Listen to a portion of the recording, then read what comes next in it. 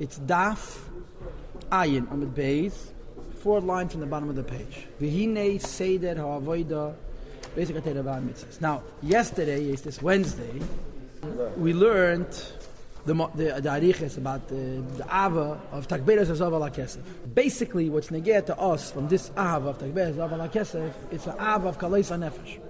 Kaleis nefesh means that the ava is so intense that the person is leaving the guf. He uses 3 expressions: simoyin, chelas ava, and kaleis nefesh. 4 lines from the bottom of the page. When a person is holding, they say that aveda, yeah. So he speaks ava of kaleis nefesh. He uses 3 expressions: simoyin, chelas ava, and then kaleis nefesh, which essentially means that a person loves Hashem so much that the ava is outside of the agbos of his keli. In other words, there's so many avas discussed in Tanya, but all of these avas, even the highest madreges, in some way, shape, or form, is connected to the keli of the oyev. Then it's called ava kamayim. When it goes out of the keli of the oyev, that's called ava kirish be'esh, gvuris, and it brings the kaleis nefesh. And then the message that the Rebbe brings now is shuv v'hinei. What is the approach to avodah? In learning and doing mitzvahs, which comes after a person loves Hashem so much that it essentially renders him dysfunctional. Says the Rabbi, it must be only shuv. Shuv means he has to put aside his ahava and settle. Settle means bring that inspiration into practical life. Like it's written in Sefer Yitzir, when a person experiences a rush of his heart to the point of kaleis nefesh shuv, you have to settle, you have to stop it, and the key to this shuv is le'echad. You have to keep in mind achdas Hashem. In other words, what the Eibishter wants, which is tira b'tachteinim, to overcome the av of kaleis nefesh. Peter translates the Alter Rebbe. A person's heart is racing and rushing. Hichukas nefesh, the thirst of the soul. Shabalev in the heart, b'chol l'hayim money, the right ventricle of the heart, which should affect ava kamaya. But when the ahav on the right side of the heart is strengthened and inflamed, and lahav and lahat both mean flame, I don't know the difference. B'me'ed very much. Ad kaleis nefesh mamish, to the point where the neshama is departing from the guf because of takberes hagavura. It's not just ava kamayim. There's an element of eish. To spill out, to pour out. To the bosom of her father, which is, of course, the father of the neshama. The Rebbe is also about living things. And the neshama's tendency is to go out of its incarceration, its imprisonment, in the physical and material body. To become attached to the Rebbe. So when a person's ahava is ahava with eish, which means he's going out of the balls of the keli, this is the time to contemplate the following. Maimed Azal, what says in Pirkei Avos, Kal you're being forced to live beguf hazeh, in this body. To give it life, to bring down. This is the Ratzon Ha'elyon, to bring down. Not that you should go up, but to bring down. Supernal life, from the source of all living things, lamata, to bring it down into this world. To a Teda that affects life and not death. In other words, Tzimtzum and Giloy in this world, that's Chayim. Bli gavol is misa. It may be a good misa, but it's misa, and the kavana is Teiras Chayim. The Yeh is dira b'tachteinim, to bring the Eibush into this world. La'achdus is barach, that this world should become a home for the unity of Hashem. But the key is b'bechina giloy. It should be revealed in this world and not expiring from this world. And when a person experiences ava azal kirish beyesh, which is higher than mayim, which is affecting kaleis nefesh, the kavana has to be shuv liyachad. You have to return.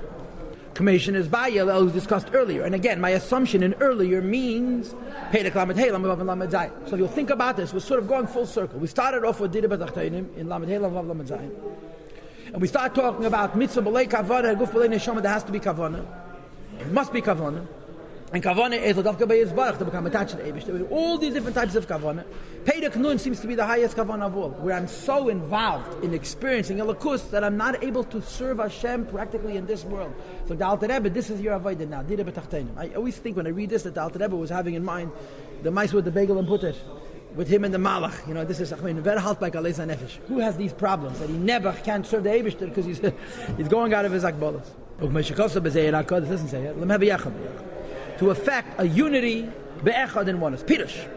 The hidden unity, this Gali should be revealed. Now, of course, when you bring a higher achtas to Allah madrege, perhaps the Achdus is diminished, but that's the Kavanah. The Kavanah is to bring the Achdus from a higher level to a lower level. It says in Siddur, L'cha deidi v'chuli. You know, L'cha deidi likas kalp neshabas nekabla. It's a pasuk, right? Where's the pasuk? In Siddur. That's where the pasuk is.